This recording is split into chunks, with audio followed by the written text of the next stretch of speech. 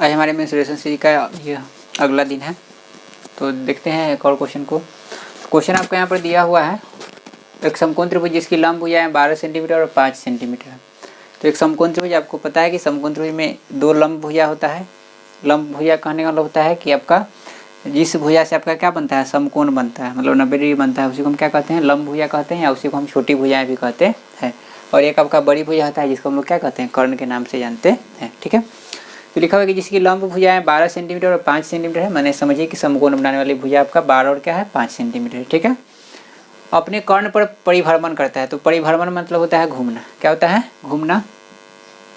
तो परिभ्रमण करता है। इस प्रकार निर्मित ठोस का आयतन ज्ञात करें। तो इस प्रकार जो निर्मित ठोस होगा उसका आपको आयतन ज्ञात करना है। ठीक है, तो ध्यान रखें कि इसमें थोड़ा सा फिगर आपको ध्यान में रखना पड़ेगा किस तरह का फिगर बनता है।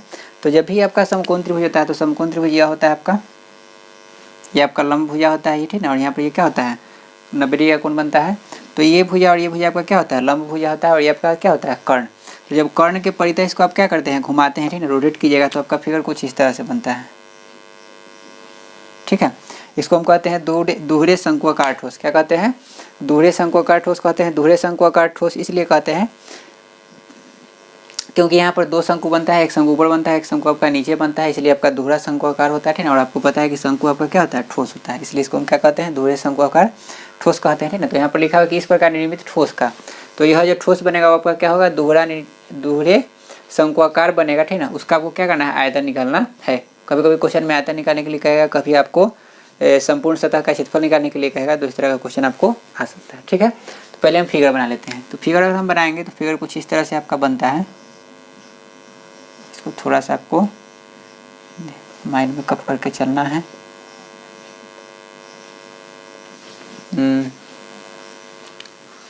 ठीक है, फिगर थोड़ा सा टेढ़ा मेढ़ा हो सकता है क्योंकि फिगर बनाने में हम उतने एक्सपर्ट अभी तक तो नहीं है। ये आपका हो गया दोहरे शंक्वाकार ठोस। ठीक है ना, लंब भुजा आपका यही होता है, याद रखिएगा। ये दोनों, ये आप ले सकते हैं, ये दोनों। ठीक है ना, और ये आपका क्या होता है, कर्ण होता है। और ऐसी ऑब्वियसली बात है कि आपको पता है कि जो सबसे बड़ा होता है वो आपका क्या होता है, कर्ण। तो यह जो आपका है इसमें सबसे बड़ा आपका क्या है, यही है। ठीक है ना, हाँ, गलती से भी आप इसको नहीं समझिएगा कि यहाँ से लेकर के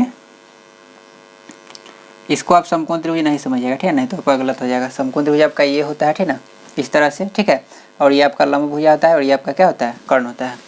और यहाँ पर जो कोण बनता है आपका क्या बनता है, 90 डिग्री का बनता है। ठीक है, तो इस तरह से फिगर बनता है। अब इसका हम नाम देते हैं A B C D, यहाँ पर हम देते हैं M, कुछ भी दे सकते हैं, ठीक है ना। तो यहाँ पर हो गया ABC आपका समकोण त्रिभुज जिसमें आपका AC जो है आपका कर्ण है, AB आपका लंब है और BC भी आपका क्या है, लंब है, मतलब लंबवत भुजा है। ठीक है ना, एक को आप लंब मान सकते हैं तो एक आपका क्या हो जाएगा, आधार।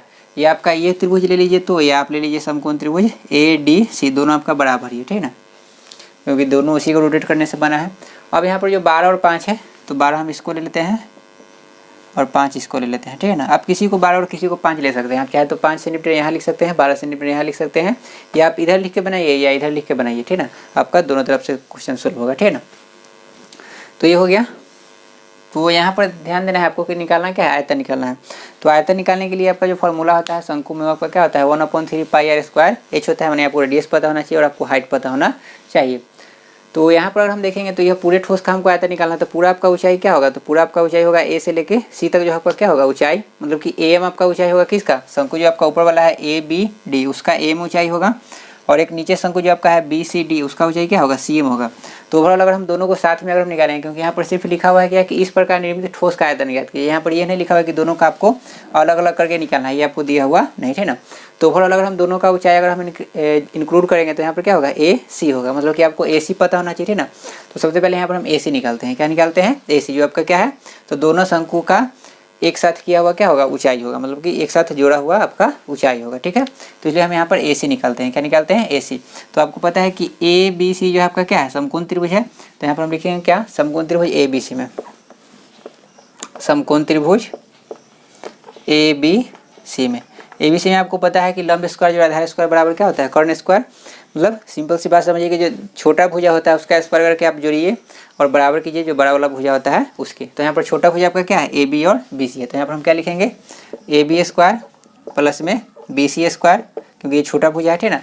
और बराबर किसके कर देंगे, तो ए सी के, क्योंकि ए सी आपका क्या है, बड़ा भुजा है, जिसको हम लोग कर्ण कहते हैं। ए बी आपका क्या है, 12, तो यहाँ पर हो जाएगा 12 का स्क्वायर, बी सी आपका 5 है तो यहाँ पर 5 का स्क्वायर बराबर यहाँ पर क्या हो जाएगा, ए सी स्क्वायर, तो 12 का स्क्वायर 1 4 4, 5 का स्क्वायर 2 5 बराबर हो जाएगा ए सी स्क्वायर, तो लिख सकते हैं √169।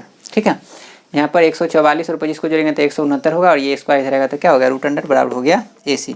तो इस तरह से ए सी का वैल्यू यहाँ पर क्या आ जाएगा, तो 13 सेंटीमीटर आ जाएगा। ठीक है, तो ए सी आपका आ गया ऊंचाई, आ गया क्या आ गया, ऊंचाई। अब आपको चाहिए त्रिज्या, क्या चाहिए, त्रिज्या।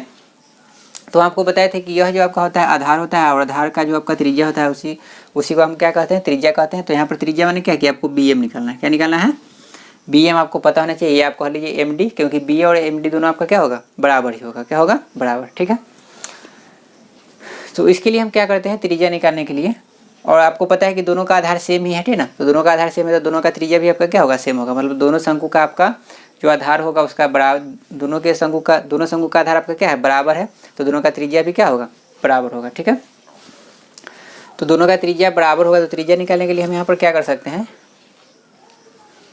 तो यहाँ पर हम लिखते हैं क्या है, कि आप पढ़े होंगे ना, इससे पहले वाला चैप्टर जो पढ़ाए थे, चैप्टर 13 पढ़ाए थे, क्या पढ़ाए थे, चैप्टर 13। तो आपको याद होगा कि चैप्टर 13 में अगर मान लीजिए कि आपको एक समकोण त्रिभुज दिया हुआ रहता था, ठीक है ना, और मान लीजिए कि समकोण से आपका लंब पर कर्ण पर अगर भुजा आपका लंब डाला हुआ है, क्या डाला हुआ है, लंब, तो आप उसका ये वैल्यू निकालते थे। तो इसका वैल्यू आप कैसे निकालते थे, तो आप क्या करते थे, इसका एरिया निकालते थे, क्या करते थे, एरिया निकालते थे, ठीक ना। एक बार ये भुजा और ये भुजा दिया था इसके हेल्प से, ठीक ना, और फिर आप कर्ण पर ये आपका आधार, कर्ण आपका क्या हो जाएगा, आधार हो जाएगा, और फिर आपका क्या हो जाता था, लंब। तो एक बार आप ए सी गुना ए डी करके आप निकालते थे, ठीक है ना, आपको याद होगा। तो उसी तरह से यहाँ पर भी हम क्या करेंगे कि इसका हम क्षेत्रफल निकालेंगे, किसका, तो समकोण त्रिभुज ए बी सी का। तो इससे हमारा पे क्या आ जाएगा, तो हमारे पास यहाँ पर आ जाएगा बी एम आ जाएगा, क्या आ जाएगा, बी एम, क्योंकि यहाँ पर जो आपका ये समकोण त्रिभुज है उसमें आपका क्या है, ये समकोण के शीर्ष से आपका क्या डाला गया है, लंब डाला गया है कर्ण पर। तो हमको मतलब कि बी एम का यहाँ पर हमको लंबाई निकालना है। ठीक है, तो हम यहाँ पर क्या लिखते हैं, तो लिखेंगे हम यहाँ पर समकोण त्रिभुज ए बी सी का क्षेत्रफल, ए बी सी का क्षेत्रफल क्या हो जाएगा, 1/2 गुना आधार, आधार आपका यहाँ पर क्या हो जाएगा, तो आधार मान लीजिए बी सी को, और इस पर लंब क्या है, तो लंब आपका है यहाँ पर ए बी, तो क्या हो जाएगा B C Guna A B. तो यहाँ पर हम लिख सकते हैं 1/2, बी सी आपको यहाँ पर दिया हुआ है 5, ए बी आपको दिया हुआ है 12, 2 से 6, यहाँ पर हो जाएगा 5 छक 30 सेंटीमीटर स्क्वायर। यह आ गया आपका त्रिभुज ए बी सी का क्षेत्रफल। ठीक है ना, फिर हम क्या करते हैं, फिर एक दोबारा से ए बी सी का क्षेत्रफल हम निकालते हैं, पुनः त्रिभुज ए बी सी का क्षेत्रफल, ए बी सी का क्षेत्रफल, तो 1/2। अब हम यहाँ पर क्या करेंगे, आधार हम किसको लेंगे, तो आपको पता है कि जिस भुजा पर आपका लंब डाला जाता है वो आपका क्या हो जाता है, आधार हो जाता है, ठीक ना। तो यहाँ पर यह जो लंब है आपका ये किस पर है, तो ये आपका ए सी पर है, किस पर है, ए सी पर है, तो ए सी यहाँ पर क्या हो जाएगा, आधार हो जाएगा, और लंब यहाँ पर क्या हो जाएगा, तो लंब आपका यहाँ पर हो जाएगा बी एम, क्या हो जाएगा, बी एम। तो यहाँ पर हम लिखेंगे बी एम। ठीक है, तो यहाँ से आपका हो जाएगा 1/2 गुना, ए सी आपको पता नहीं और बी एम आपका, सॉरी ए सी आपको पता है, ए सी आपको पता है कितना 13, तो यहाँ पर हो जाएगा 13 गुना यहाँ पर हो जाएगा बी एम। तो यहाँ पर हम लिख सकते हैं क्या, 13 बी एम, और बटा लिख सकते हैं 2, इतना क्या हो गया सेंटीमीटर स्क्वायर। अब यहाँ पर आप देख रहे हैं कि दोनों समकोण त्रिभुज ए बी सी का है क्षेत्रफल, तो दोनों क्षेत्रफल आपका आपस में क्या होगा, बराबर होगा। तो यहाँ पर हम लिखेंगे क्या, 30 सेंटीमीटर स्क्वायर बराबर करेंगे किसके, तो 13 बी एम बटा में 2 के, क्रॉस गुना करेंगे तो क्या हो जाएगा 30 दूना 60, और बटा में क्या हो जाएगा 13 बराबर हो जाएगा बी एम। मतलब कि बी एम का जो वैल्यू आ गया आपको क्या आ गया, 60/13 सेंटीमीटर आ गया, क्या आ गया 60/13 सेंटीमीटर। और बी एम जो है आपका क्या है, तो बी एम जो है आपका शंकु का क्या है, त्रिज्या है, क्या है, यह जो है आपका बराबर है त्रिज्या का, मतलब कि त्रिज्या आपको आ गया 60/13 सेंटीमीटर, और दोनों का जो ऊंचाई आ गया जोड़ के, ये ए सी है, ए सी को हम क्या लिख सकते हैं, तो लिख सकते हैं ए एम प्लस में लिख सकते हैं सी एम, क्या लिख सकते हैं ए एम प्लस में सी एम बराबर लिख सकते हैं 13 सेंटीमीटर, दोनों का आपका क्या है ऊंचाई है। ठीक है, अब यहाँ पर हम क्या कर सकते हैं, दोनों शंकु जो है आपका उसका क्षेत्रफल क्या निकाल सकते हैं, आयतन। तो यहाँ पर हम क्या लिखेंगे, तो लिखेंगे, पहले आप लोग इसको क्या कीजिए, नोट कर लीजिए, इसको आगे बताते हैं।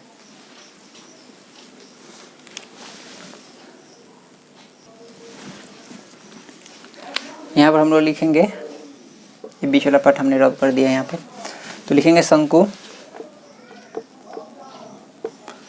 एक शंकु आपका है ए बी डी प्लस शंकु बी सी डी का आयतन, दोनों का आयतन साथ में निकालना है। तो शंकु ए बी डी है तो इसका ही फॉर्मूला क्या हो जाएगा, 1/3 पाई आर स्क्वायर एच। क्या होता है, आर स्क्वायर एच। तो ए बी डी में अगर हम देखेंगे ए बी डी तो इसमें आपका फॉर्मूला आप ध्यान से यहाँ पर लिख देते हैं, 1/3 क्या होता है, पाई आर स्क्वायर एच।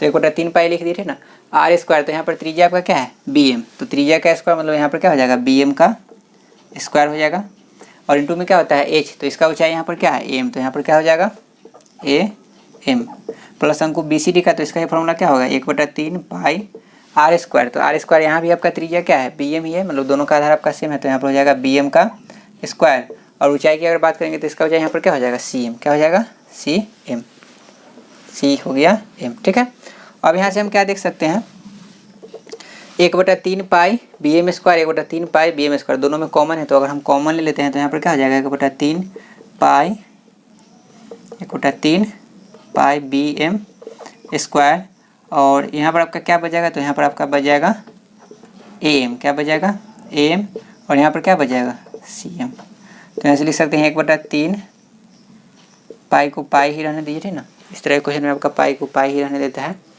तो पाई ही रहने दीजिए ना, आप चाहे तो वैल्यू रख भी सकते हैं, कोई दिक्कत नहीं, ठीक है ना, क्योंकि पहले से आपको थोड़े पता है कि आपका पाई ही रहने वाला है आंसर, ठीक है ना, तो आप लिख सकते हैं पाई का वैल्यू। ठीक है, तो पाई हो गया, बी एम जो आपको आया है वो कितना आया है, बी एम आपका ये, तो बी एम आपका यहाँ पर है 60/13, तो यहाँ पर क्या हो जाएगा 60/13 का स्क्वायर हो जाएगा, और इंटू ए एम प्लस में क्या है सी एम, तो ए एम और सी एम का वैल्यू यहाँ पर क्या है, तो ए एम और सी एम जो है ए सी के बराबर है जो आपका है 13, तो यहाँ पर क्या हो जाएगा 13। ठीक है, अब इसको हम सोल्व करते हैं तो यहाँ पर हो जाएगा 1/3 पाई स्क्वायर करना है, तो यहाँ पर क्या हो जाएगा 60 गुना 60, और गुना में आपका 13 है, और नीचे आपका क्या हो जाएगा, नीचे भी 13 का स्क्वायर हो जाएगा, तो 13 गुना क्या हो गया 13, 13 से 13 आपका क्या हो जाएगा कैंसिल आउट हो जाएगा, 3 से स्क्वायर काटिएगा तो 3 से आपका हो जाएगा 20 3 60, तो 20 में अगर हम 60 से गुना करेंगे तो 1200, और ऊपर में क्या हो जाएगा पाई, और नीचे आपका क्या हो जाएगा 13, इतना क्या हो गया सेंटीमीटर क्यूब। तो यह जो आ गया 1200/13 पाई सेंटीमीटर क्यूब, ये आपका क्या आ गया, तो यह दोनों शंकु का क्या हो गया आयतन एक साथ आ गया। ठीक है, तो ये आपका हो गया आंसर, इसको आप लोग क्या कीजिए नोट कर लीजिए। हाँ ध्यान रखिए, अगर मान लीजिए कि अगर आप इसमें क्वेश्चन अगर आपसे पूछता कि बताइए किसका वक्र पृष्ठ क्या होगा, क्या होगा वक्र पृष्ठ क्या होगा, या संपूर्ण सतह का क्षेत्रफल क्या होगा, तो वहाँ पर आपका ये आपका क्या होता है एल हो जाता है, ठीक है ना, ये आपका त्रिज्या, तो पाई एल आपको पता है, तो दोनों का जोड़ के निकाल सकते थे ना। तो अगर आपसे वक्र पृष्ठ का क्षेत्रफल अगर पूछेगा या संपूर्ण पृष्ठ का क्षेत्रफल पूछेगा तो उस समय आप उसको निकाल सकते हैं। ठीक है, तो फिलहाल इसको आप लोग क्या कीजिए नोट कर लीजिए।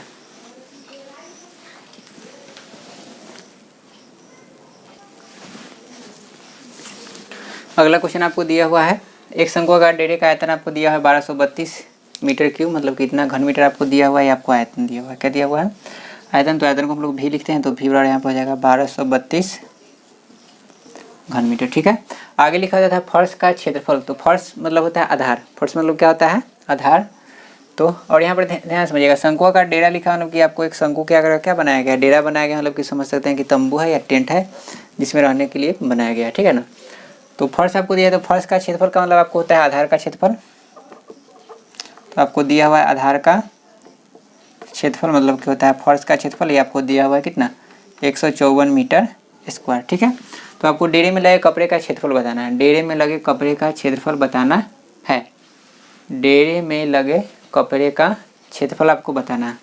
तो ध्यान समझिएगा जैसे डेरा होता है, ठीक है ना, तो डेरा मतलब समझिए ना कि आपको शंकु का टेंट है, क्या है टेंट है, ठीक है ना, तो डेरा में कपड़ा लगा हुआ है, तो कपड़ा तो नीचे ज़मीन पर नहीं लगाएगा, कपड़ा जो लगेगा वो इस तरह से ही लगेगा, ठीक है ना, तो जो आपका ऊपर का जो आपका क्षेत्रफल होगा मतलब कि जो आपका वक्र पृष्ठ का जितना क्षेत्रफल होगा, जो आपका क्या होगा वक्र पृष्ठ का जितना क्षेत्रफल होगा वही आपका क्या होगा डेरा में लगे हुए कपड़ा का क्षेत्रफल होगा। तो यहाँ पर हमको क्या निकालना होगा, तो हमको यहाँ पर निकालना होगा ए माने यहाँ पर हमको क्या निकालना होगा वक्र पृष्ठ निकालना होगा। वक्र पृष्ठ अगर हम निकाल लेंगे तो हमको पता हो जाएगा कि डेरा में कितना मीटर स्क्वायर कपड़ा लगा हुआ है। ठीक है, क्योंकि यहाँ पर आपको यह समझना होगा कि जब भी आपका टेंट होता है, टेंट बनाया जाता है तो नीचे आपका कपड़ा नहीं लगता है, कपड़ा जो भी आपका लगेगा टेंट का वो इस तरह से ऊपर में ही लगता है। ठीक है, तो वो आपको निकालना है। ठीक है, तो हम यहाँ पर क्या करेंगे, इसका फॉर्मूला क्या होता है, तो इसका फॉर्मूला होता है पाई आर एल। तो पाई आर एल, पाई आपका कांस्टेंट होता है, आर आपका त्रिज्या होता है जो आपको दिया हुआ नहीं है, और एल आपका जो होता है त्रिज्या को होता है वो भी आपको दिया हुआ नहीं। ठीक है, तो पहले वो हम निकाल लेंगे, त्रिज्या निकालेंगे और क्या निकालेंगे एल निकालेंगे। ठीक है, क्योंकि हमको एक्स्ट्रा यहाँ पर चीज़ दिया हुआ है। तो पहले हम क्या करते हैं, तो ये आयतन दिया हुआ है, क्या दिया हुआ है आयतन, तो आयतन दिया हुआ है, हमको क्या दिया, आधार का क्षेत्रफल दिया हुआ है। तो हमको पता है कि आयतन जो होता है उसमें इंक्लूड होता है क्या, आधार का क्षेत्रफल, ठीक है ना। कैसे, सो देखिए, जैसे भी का फॉर्मूला आपका यहाँ पर भी आपको दिया है 1232, क्या दिया हुआ है, 1232 घन मीटर दिया हुआ है। भी का फॉर्मूला आपका होता है 1/3 पाई आर स्क्वायर एच बराबर यहाँ पर क्या लिख सकते हैं, 1232, ठीक है। और आपको पता है कि आधार जो आपका होता है वो वृत्ताकार होता है, और वृत्ताकार आधार का क्षेत्रफल क्या होता है, पाई आर स्क्वायर।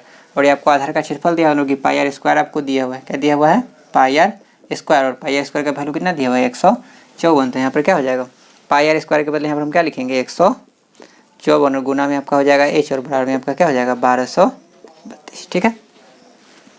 अब यहाँ पर हम क्या लिख सकते हैं, 3 से इसको अगर हम काटेंगे तो 5 4 9 और 1 10, 3 से नहीं कटेगा तो नहीं कटेगा, तो कोई बात नहीं है, नहीं कटेगा तो यहाँ से हम लिख सकते हैं क्या, h बराबर तीछा गुना करेंगे तो क्या हो जाएगा, 1232 गुना क्या हो जाएगा, 154, और बटा में क्या हो जाएगा, 3 हो जाएगा, सॉरी उल्टा हो गया, 3 आपका चला जाएगा ऊपर और 154 आ जाएगा आपका नीचे, ठीक है। 22 से इसको अगर हम काटेंगे तो 22 बचे 100 क्या हो जाएगा, 10 हो जाएगा। तो आपका 13 और 2 तो 22 छः 132, तो 22 इसको काटेंगे तो 22 सते 154 होता है, 22 सते क्या होता है, 154 होता है। और 22 से इसको काटेंगे तो 22 पंचे क्या हो जाएगा, 110, तो 110 यहाँ पर लगाएंगे तो 13 आपका हो जाएगा, और फिर 2 तो 22 छः आपका क्या हो जाएगा, 132, और 7 8 56, तो 8 दिए क्या हो गया, 24 मीटर। तो ये आपको क्या आ गया, ऊंचाई आ गया, क्या आ गया, ऊंचाई। लेकिन अभी भी आपको निकालना है, वो आपको दूर दूर तक यहाँ पर नज़र नहीं आ रहा है, तो कोई बात नहीं है। आपको चाहिए त्रिज्या और क्या चाहिए, एल चाहिए। तो एल निकालने में आपको पता है कि एच का बहुत ही बड़ा योगदान होता है, तो एच आपके पास आ गया, ठीक है। और आपको चाहिए त्रिज्या, तो आपको पता है कि पाई आर स्क्वायर के बदले आपको यहाँ पर 154 दिया हुआ है, तो यहाँ पर हम क्या लिख सकते हैं, तो लिख सकते हैं पाई आर स्क्वायर जो आपका आधार का क्षेत्रफल है वो आपको दिया हुआ है कितना के बराबर, 154 का। तो इसका फॉर्मूला अप्लाई कर दीजिए, तो पाई हो जाएगा 22/7, और गुना में क्या हो जाएगा, आर स्क्वायर, और बराबर में हो जाएगा 154, 22 सत्ते 154, तो आर स्क्वायर बराबर क्या हो गया, 7 गुना 7, तो मतलब आर का वैल्यू क्या हो जाएगा, 7 मीटर हो जाएगा, क्या हो जाएगा, मीटर। वर्गमूल निकालेंगे तो यहाँ पर क्या आ जाएगा, 7 मीटर। तो यहाँ पर एच आ गया, यहाँ पर क्या आ गया, आर। तो एक चीज़ आपको यहाँ पर आर आ गया जो आपका त्रिज्या है, एल अब आपको चाहिए, ठीक ना। तो आपको पता है कि एल एच और आर में क्या रिलेशन होता है, तो रिलेशन होता है कुछ इस प्रकार, एल स्क्वायर बराबर आर स्क्वायर प्लस में होता है एच स्क्वायर। तो लिख सकते हैं एल स्क्वायर बराबर आर आपका कितना है, 7, तो 7 का स्क्वायर, एच आपके पास कितना है 24, तो यहाँ पर हो जाएगा 24 का स्क्वायर। तो एल स्क्वायर बराबर ये आपका हो जाएगा 49, यहाँ पर हो जाएगा 5 7 6, तो ये आपका हो जाएगा एल बराबर √अंडर 625 हो जाएगा। तो एल का वैल्यू यहाँ पर आपके पास क्या आ जाएगा, तो ये आपका हो जाएगा 25 मीटर। आपके पास एल आ गया, एल आ गया, आर आ गया, तो आप निकाल लीजिए ए। तो यहाँ पर लिखेंगे क्या, ए बराबर पाई आर एल। तो पाई का वैल्यू 22/7, आर का वैल्यू आपके पास है 7, और एल का वैल्यू है 25। 7 से 7, 22 में 25 से अगर गुना करेंगे तो 25 में 20 से गुना करेंगे तो 550, तो यहाँ पर हो जाएगा 550 मीटर स्क्वायर। अब यहाँ पर थोड़ा सा लैंग्वेज में आप लिख दीजिएगा क्या, अतः, क्या लिखेगा, अतः डेरे में लगे कपड़े का क्षेत्रफल बराबर, डेरे में लगे कपड़े का क्षेत्रफल बराबर 550 मीटर स्क्वायर। यही आपका हो जाएगा आंसर, ठीक है। तो इसको आप लोग नोट कर लीजिए।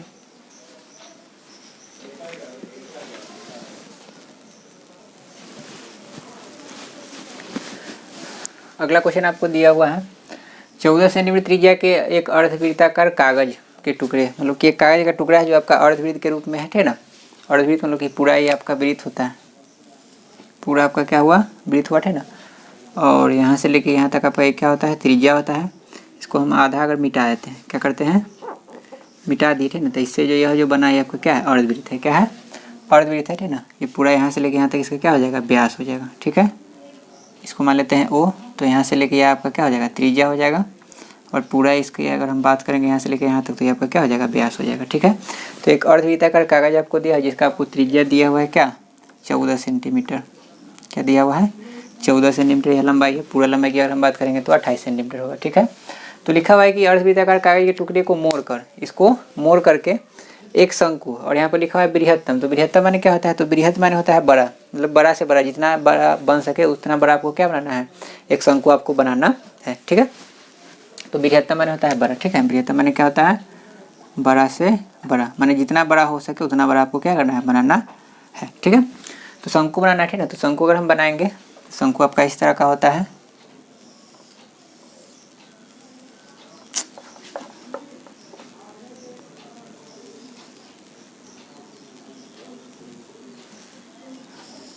ठीक है।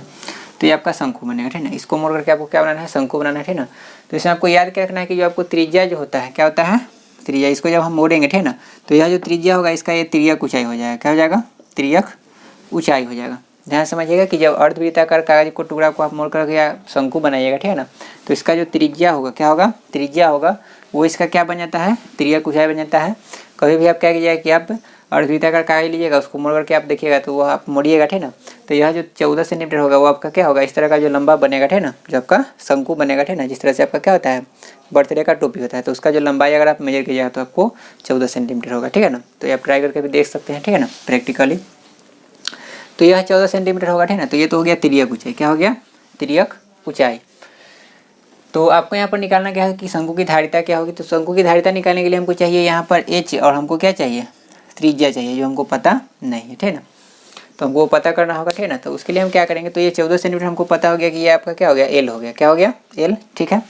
अब यहाँ पर क्या है कि यह जो यहाँ से लेके यहाँ तक यह जो गोलाई कह सकते हैं, या कह सकते हैं कि यहाँ से यहाँ तक जो परिधि है ना, ये किसके बराबर होगा, तो यह बराबर होगा किसके, पाई आर के। किसके बराबर होगा, यह जो पूरा होगा यहाँ से लेके यहाँ तक ये किसके बराबर होगा, पाई आर के, ठीक है ना। और यह जो पाई आर इतना जो गोलाई होगा, ठीक है ना, यह इसके आधार का जो परिधि होगा उसके बराबर होगा। ध्यान समझिएगा कि यह जो आपका ये क्या है, यहाँ से लेके यहाँ तक जो ये गोलाई है, ठीक है ना, वो आपका पूरा अगर होता है तो क्या होता है, 2 पाई आर होता है, आधा है तो क्या होगा, पाई आर होगा। तो यह जो पाई आर होगा यह इसके 2 पाई आर के क्या होगा, बराबर होगा, यह जो नीचे गोलाई होगा सो, ठीक है ना। तो यहाँ पर हम क्या लिख सकते हैं कि अर्धवृत्ताकार